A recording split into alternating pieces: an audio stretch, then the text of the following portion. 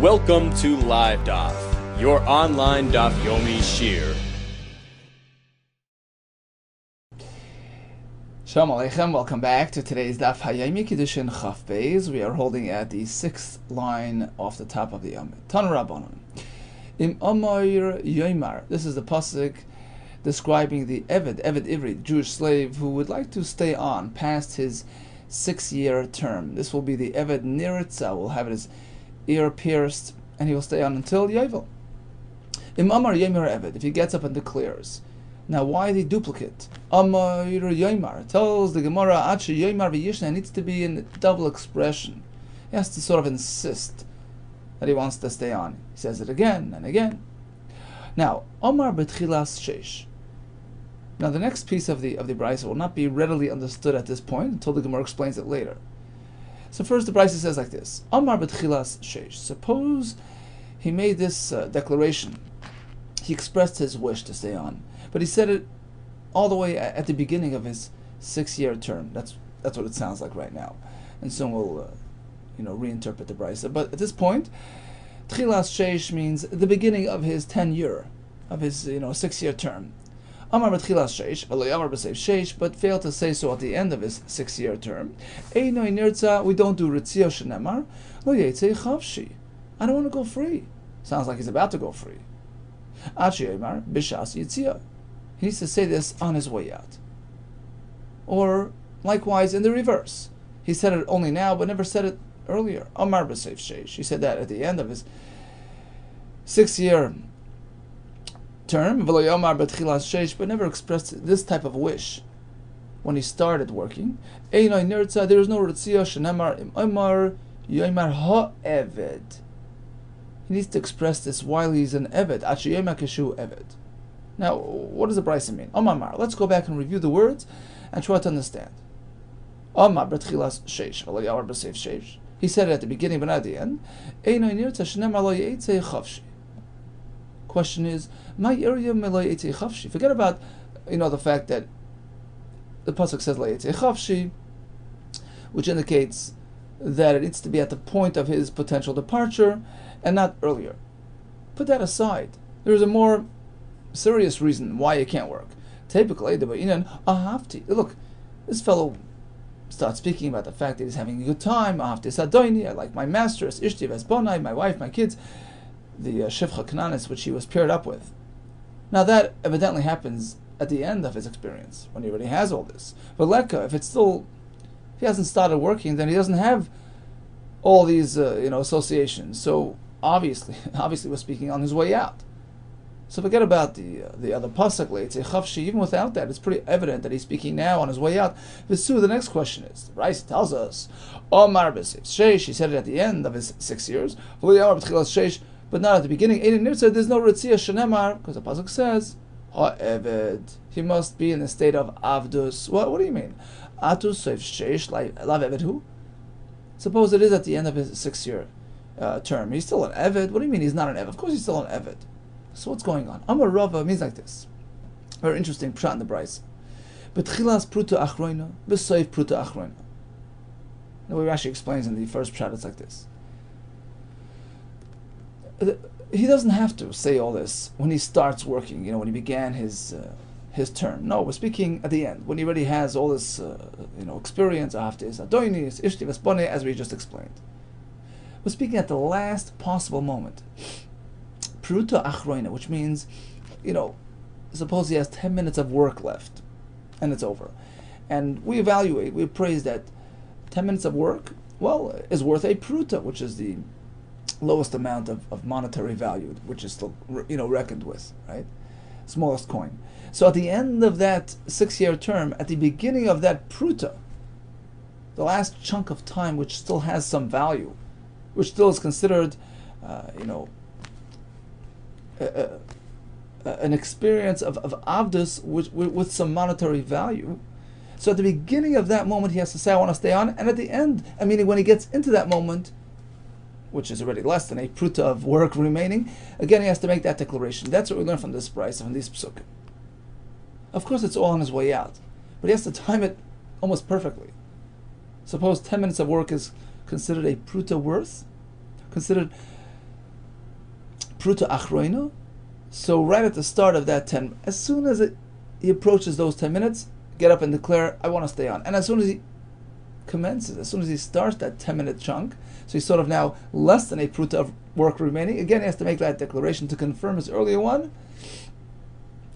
And that is learned from these psukim.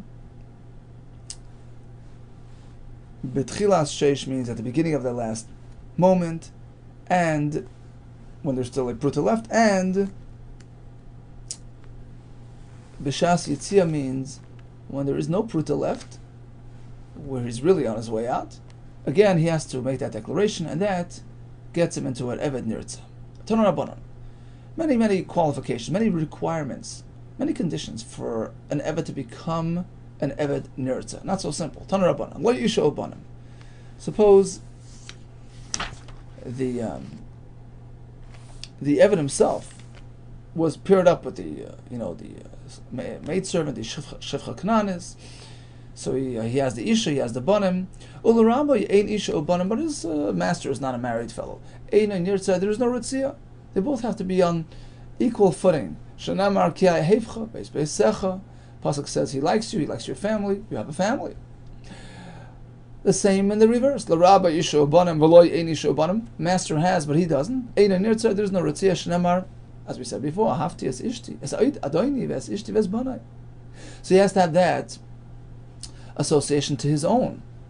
Ishti Ubanai was speaking about the Shevcha Knanis. What about in terms of a personal likability between himself and the master? Who Ayves Rabbi? He took a liking to his master, but it's a one-way street. The Rabbi his master isn't too enamored with him. Eino nirtza shenemar ki toiv loi imach. You have to be on equal footing. Rabbi Yehavoy v'oy eino Ayves Rabbi. The same the other way. If the master likes this fellow, but he doesn't, he's wanting to get out of there. Eino nirtza, but he's forced, he's desperate to stay on. Because of his dire financial state. But in any case, he's not too fond of his master. Eino nirtza shenemar ki ahevcha, because he has an ahava to you, as opposed to this case. Hu chayla, he's physically unwell. V'rabbi eini chayla, his rabbi is strong as an ox. Eino nirtza, there's no ritzia shenemar ki toiv loi imach. He has to have has to be good, experiencing a good experience with you, as opposed to this fellow who's a chayla. The same the other way around. Rabbi chayla, vu ein chayla. The master is unwell, but he's healthy. Ein nirtza, there's no ritzia shenemar imach. You have to be on the same equal footing. Boi rabbi babai. What about shneim chayla mai? Suppose they're both unwell. They're both on the same, plane. Does it qualify or not? Imcha ba'inan is the focus on the word imcha. Ki toiv le imcha. Va'ika. Well, you have that. They're both on the same footing. They have to be on the same equal footing, but in a good state. In this case, you don't have it because they're both unwell. We leave it unresolved. Tanu Rabbanan. This is a brisa we had a couple of days ago, telling us the care and concern one has to exhibit regarding taking care of his Eved Ivri, despite the fact that he's your servant, but he's a fellow Jew. You have to look after him. Tanu Rabbanan ki toiv le imcha. He has to be experiencing your goodness. Imcha b'maychel, imcha b'mishta, you share your food, you drink with him, and give him the same as you treat yourself. Shaloi tehe ato eichel pas nakia, v'hu eichel pas kibor. You can't be having bread made of refined flour and giving him the low quality bread. Ato shoyse yain yoshin, you're drinking aged wine. V'hu shoyse yain chadash, he's drinking fresh wine, not as good. Ato yoshin al gabi muchen, you're sleeping on a nice mattress. V'hu yoshin al gabi tevin, he's sleeping on the straw. Mikan Amar, we learn from here. One who acquires an Eved Ivri, don't think it's just a free ride. It's as if you're buying a master who's going to run your show. You're beholden to him, you're bound to him, you have to take care of him. Tanu Rabbanan. V'yatzo me'imcha hu ubanav imay. So now it's over, 6 years are up. He leaves, Yovel is up, that's what the pasuk is speaking about, and he's out with his family. What do you mean with his family? We're speaking about a Jewish family that he has. So he's a married man, he has some kids, he has a wife. He's leaving your domain. He was working, but since when is his family bound to this master that would necessitate them leaving him now? Why are they going free? They were never serving. Tana Rabbanov Yatsu Me'imchahu Vanav Imoy Amrab Shimon. Listen to this. Imhu Nimkar, just because he was sold as an Eved and belonged to this master. Banav B'naisav Minimkar. Whoever sold his wife and kids to him. Answer: Mikan, we learn from here, Rabbi Chayav B'mzenis Banav. Unbelievable. The Jewish master has to look after his family as well. He has to feed his kids.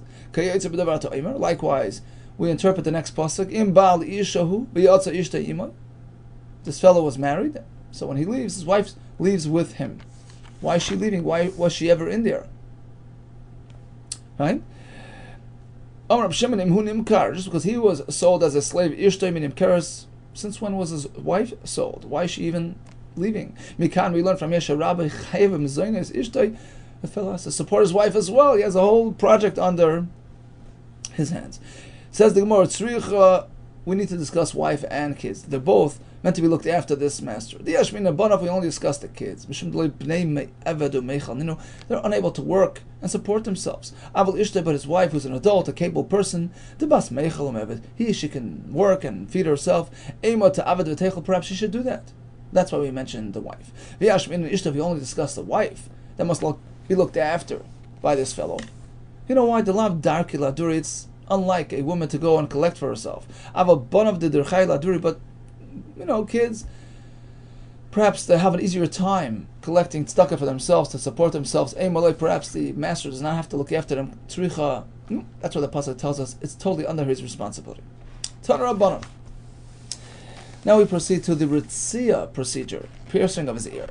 Ilu nemar oznoi bedelas. The pasuk says, you take the tool, v'nosata, you place it be'oznoi, through his ear, ubedelas, through the door.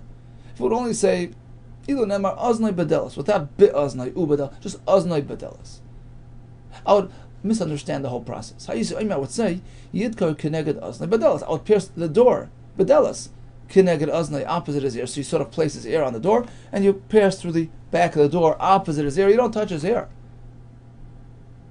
Delas in, you pierce the door, oznoi lo, but you don't touch his ear. And that's why the pasuk has to say it the way it is. Through his ear into the door. How could you say that? How could you even consider not touching his ear? We have a different pasuk. This is in Parshas Mishpatim. Clearly you pierced the ear. Rather, if the Torah would say it differently, I would say it like this. Sure, I pierced the ear, but I pierce it away from the door, not leaning on the door. And then you put it against the door. Now we pierce through the back of the door opposite his ear. That's what I would say. That's what the pasuk specifies. It's all one piercing. Okay, so how do we do this? He pierces the ear until he actually touches the door. So he's standing on the door, ear touching door, and pierces from one to the other.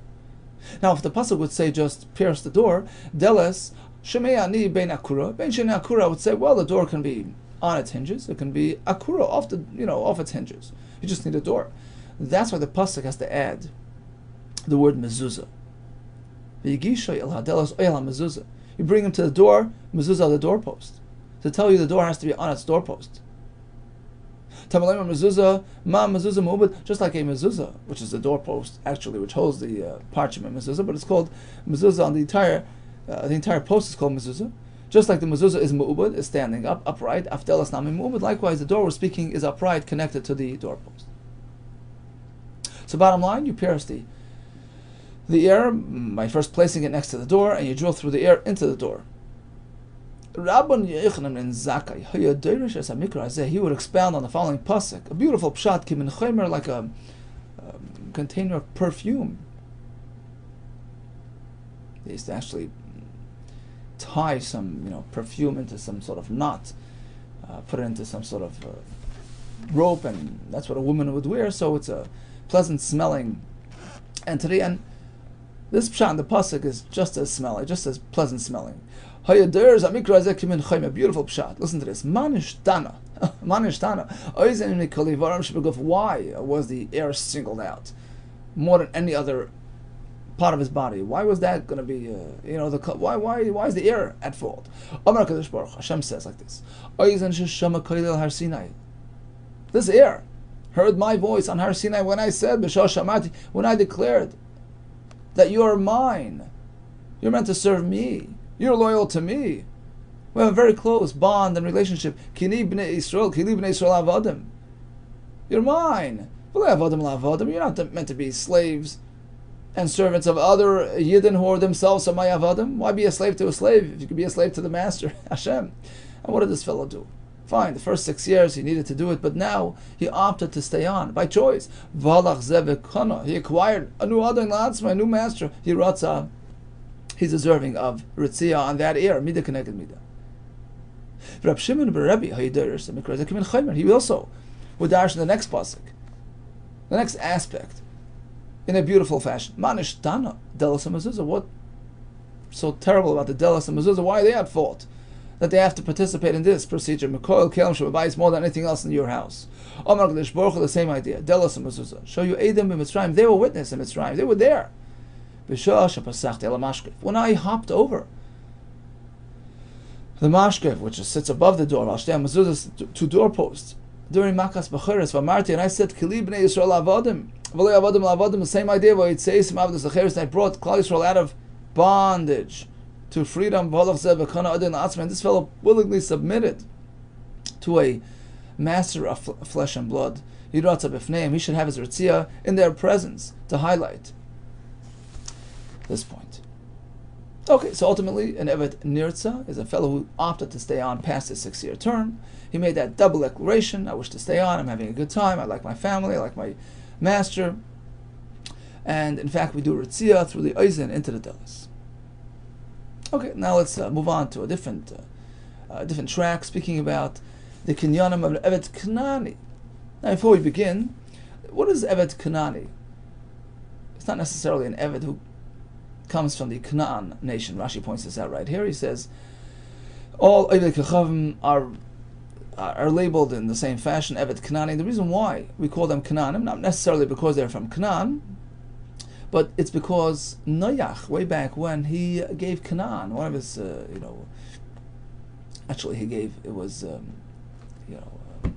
Cham, right? Cham, who was the father of Canaan. So he gave him a klala. Listen, you're unable to control yourself and run your life. You don't have that conscientiousness, right? So your mission, your destiny is to be an Evet, right? So it's actually good if a man is meant to be an Evet. That's his destiny. That's the way he keeps himself together, by serving, by being under the control of a responsible master. Evet avodim yel echav. So the concept relates to Canaan, to Cham, and hence the label Evet Kanani. Evet Kanani, says the Mishnah, how do we acquire the Evet? Very similar to acquiring a piece of land. Nikne b'kesef or b'shtar b'chazaka. You pay for him, you get a document, or you actually take possession by using it. V'koines atzmei b'kesef. Now, if the Evet would like to go free, there are two ways. B'kesef alidei acherim. Others pay for his release. Ubishtar alidei atzmei. Or you hand the Evet himself a release document. If you're Rabbi Meir, he himself can bail himself out. So if somebody gives him money on condition that it doesn't belong to your master, so that's a way of the Evet sort of procuring his own funding for his own payout.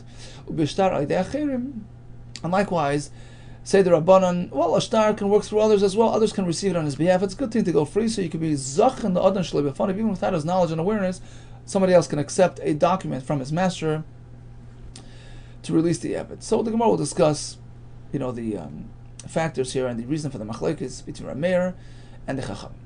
Although the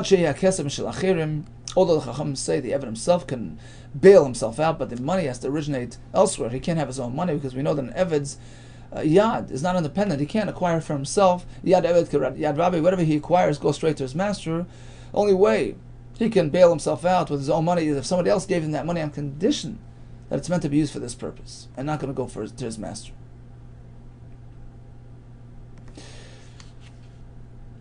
Okay, so the Mishnah tells us that the Evet is niknef through kesef shtar chazaka minol, and how do we know that's true? The Chsiv, the pasuk says, Well, the Eved is like a piece of land. You pass your avadim over to your kids, to inherit just like a piece of property. The pasuk here equates the Eved to the status of a plot of land, mas de achuza, just like a piece of land.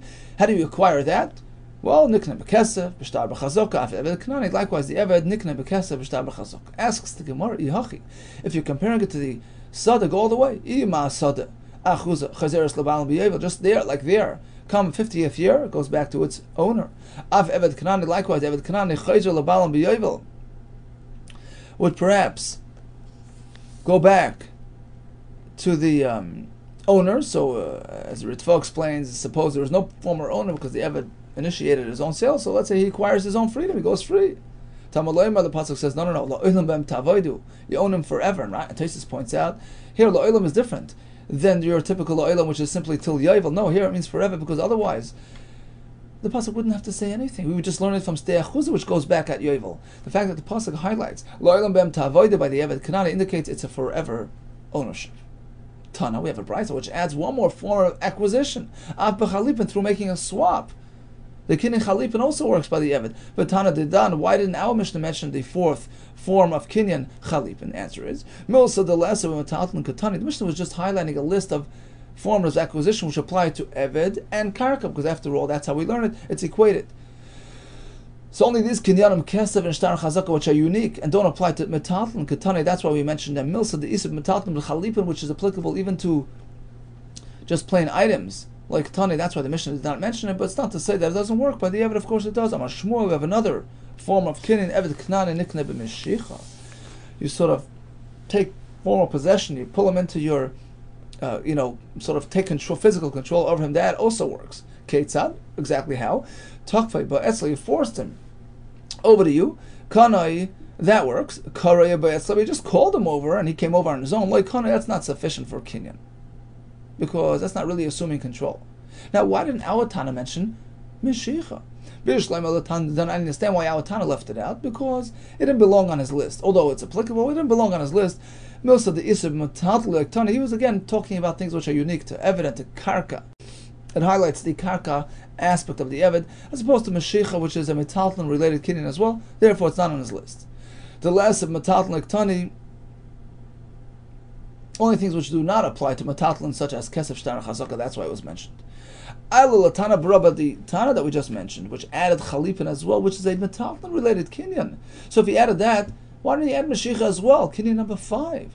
Tana Baraba, the second Tana, Nisni Mashicha. The answer is Kik Tani. Milsa de Isa Makarki, Metatlin. He only mentioned things which apply to Karki and Metatlin, such as Kesef, Shtar, Chazaka, and Chalipin. Meshicha, but as opposed to Meshicha, Metalton Isa, it's only a Metalton related kinyan. Mirkarki, less, but not at Karka. Like Tani, that's why he left it out. Now, how does this work? This Meshicha, Ketzad, as we just explained, Takfei by Esley forced him over. Kanai, that works. Kari by Esley just called him over and he came on his own. That's not really an exercising of control. Like Kanai, doesn't work. Asks the Gemara, really calling and bringing him over that fashion doesn't work. Vikari loy batanya, we have a brisa discussing being kind of livestock, animals. Case of the Mesira, we have a form of kinyan called Mesira, where the former owner hands over the reins, hands over the control of the animal. Achsa betalfa, so the buyer grabbed it at its hoof. Bisara by its hair, ukav shaleh by its saddle, b'shliv shaleh by its load, bipromiv shuvapia by its muzzle, bazuk shabasavara grabbing hold of its bell around its neck. Kind of all these are kinyanim. Ketzad b'mishicha. What is mishicha? Kaire lo vayba. He called the animal over. Get over here, and he came running. That's called mishicha. Oishe kisha b'makalo. He took a stick and he whipped it. V'ros lefanov, and it ran a certain distance, which indicates that the owner controls it. Kima she'akro yad v'regel kana. As soon as it lifted its hand and foot, that's enough. That's an expression of ownership. Rabasi v'amar v'acha aymer. They add a little bit more. Acha tahalach. The animal must walk lefanov before the new customer Malaika Masa, its full length, so let's say it's 8 feet long, it has to walk that far, which is a full exercise of control. Bottom line, even calling the animal over works. And why doesn't it work by the Eved? Oh, a big difference between a person and an animal. Amri, so the Bnei Yeshiva responded, when an animal walks, he's walking because he's listening to you. So it's an exercise of control. Hey, get over, and he runs over, that's enough. As opposed to a human being, even though he's an Eved that didn't have Sheikah, he has a mind of his own. So even though he decides to walk when you call him, but it's not because you're controlling him. He can decide to turn around and walk away. So it's not considered an assumption of control unless it's an actual physical control. Amar Rav Ashi Eved Katan K'Behema Dami. What's considered like a behema in terms of this halacha? Eved who's just a child. So there as well, you don't have to physically pull him. Even calling him over is enough. Tana Rabban Keter B'Chazaka. So Shmuel added Kini number 5. Kesef Shtar Chazak. Sorry. Shmuel added Meshicha, but we haven't yet explained, the other kinyanim. We discussed Kesef Shtar and Chazaka. What is Chazaka when it comes to an Eved? Tana Rabban Keter B'Chazaka. Chazaka basically is an assumption of ownership, is an exercising of ownership. It's using him. It's assuming control. Basically, an expression of subservience, right? So the Eved bent down and untied his new master's shoe. That's okay. So he walked after him, holding his clothing to the bathhouse. He undressed him. The Eved bathed him. He smeared him. Garda, he scraped him. Got him dressed. And Eloi got him his shoes on. He lifted his master, gave him a ride. These are all forms of chazaka. Amar Shimon, well, just as if the Eved lifted his master, it's considered chazaka because he's serving him. Likewise, if the master lifts his Eved, that's also a form of kinyan. That's hagbah, lifting. That's an assumption and exercising of control. Amar Shimon loitei chazaka g'dela mehagbah. If the Eved lifts the master, which is a form of chazaka because the master is being served by the Eved, likewise, chazaka should work. Hagbah, where the master picks up the Eved, it should also work. Chazaka can't be better than hagbah. Hagbah kind of become makom. In contrast to other kinyanim which are location specific, as we're going to learn later in the Masechta, hagbah works anywhere. Even if you're standing in the house of your seller, if you pick up the item, it's totally by use. Hagbah is an all-encompassing, universal kinyan, and reason would dictate that it works by the Eved as well. Now, Mike Amar, what exactly was going on here? What was Rav Shimon's point? Amar Rav Ashi. The Brisa speaks about the Eved lifting the master, which is a form of service, right? Higbiyai hula Rabbi, the Eved picked up his master Kanai. So the master, by allowing himself to be served by the Eved in this fashion, well, now assumes ownership. It's a kinyan chazaka. But Higbiyai Rabbi loy Kanai, if the master lifts up the Eved, that doesn't work. Because that's just hagbah. Amar Rav Shimon, to that Rav Shimon responds, of course it works. You can't suggest that the Eved's lifting of the master, which is a form of chazaka, that works, but not the master lifting the Eved. If anything, hagbah works better than chazaka. Shagbah kind of klamokim, because it works everywhere, and it's certainly more effective. Now, what does Tanakama hold? So the Rashbam of Basra says, hagbah is all good and well by animals or by items, but not by a person. It's not a derech to walk around, holding people in the air. So it's not a form of kinyan. That's the Tanakama's approach. Rav Shimon disagrees. But all agree that if the Eved lifts his master, it's a form of service. That's called chazak, and he's kind of the Eved. Asks the Gemara, if that's the case, then shivcha knanis tiknu b'bia.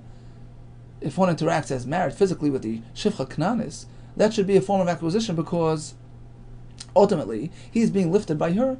Well, kikamrina, when do we say that the Eved lifting the master is a form of kinyan? When he's serving him. When it's difficult for the Eved and it's just a form of service. Zen, when the master is benefiting from that activity, but the Eved is burning himself to do it, so it's a form of acquisition.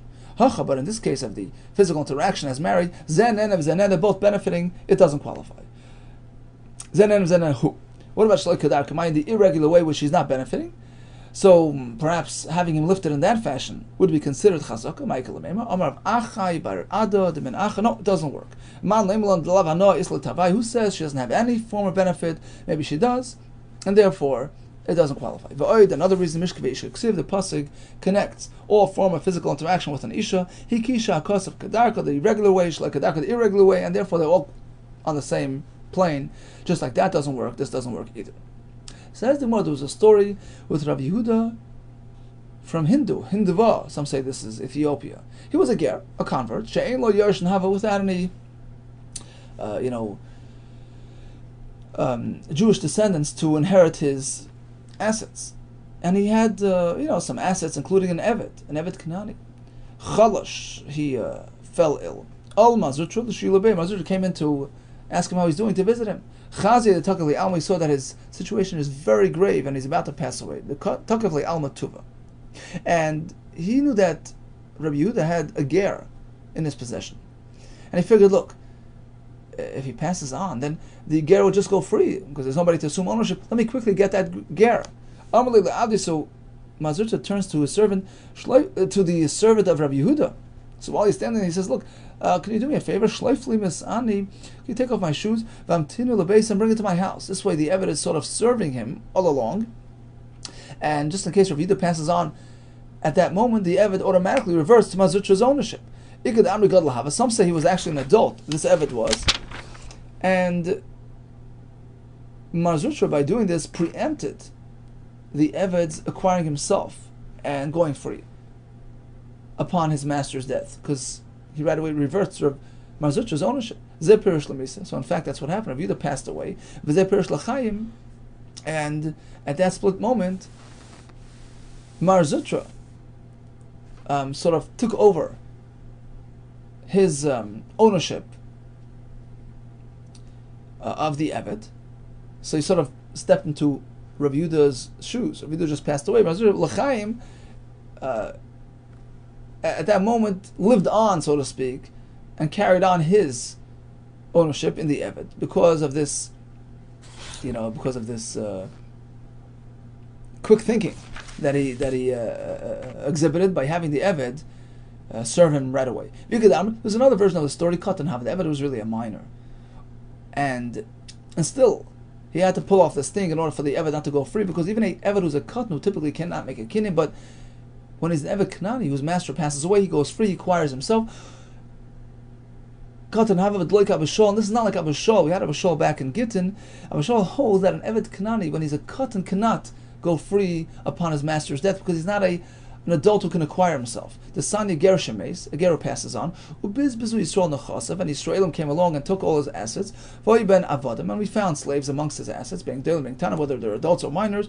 Kano Atzmam Necharin, they go free, they acquire themselves. Abashol, no. Gedolim, Kano Atzmam Necharin, an adult, yeah, because he acquires himself. He has that ability to acquire himself. Katana, but if they're minors, even if the master is gone, they can't acquire themselves. They don't have a yad, a koyach to be kind of themselves.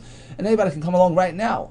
Even at this belated moment, way after the master died, they're still available and somebody could take them as a slave. Mazurta apparently did not go along with that. And he held that unless I grab the Eved right now and assume ownership, as soon as the master dies, he goes free. And that's why he did it, and he was successful. Okay, bottom line is, let's summarize the last sugya. We discussed the aspects of Eved Nirtza already. Now we went on to the next Mishnah on the Gemara. Eved Kanani is nikneh through one of 5 methods, Kesef, Shtar, and Chazaka, which are similar to Kinyan Karka. We have Chalipin as well. We have Meshicha as well. And then the Gemara explains how Meshicha works by the animal. Even Kairah, even calling him over works, but by the Eved who has a mind of its own. You got to pull him over. Eved Katan has a din of Behema. Chazaka entails the Eved expressing subservience and serving the master in all different ways.